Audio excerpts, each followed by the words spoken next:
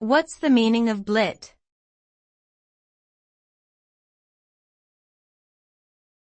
BLitt.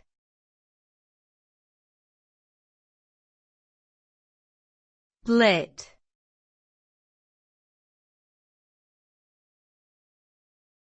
BLitt.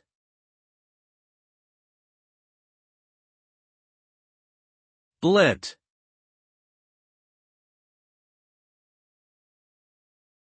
BLitt is an abbreviation for a degree program known as Bachelor of Letters. It is an undergraduate degree in the humanities, which focuses on the study of languages, literature, and culture. This program is typically offered by universities in the United Kingdom and Australia, although it is slowly gaining popularity in other parts of the world. Students pursuing a BLitt degree are required to conduct extensive research and write a thesis on a specific topic related to their field of study.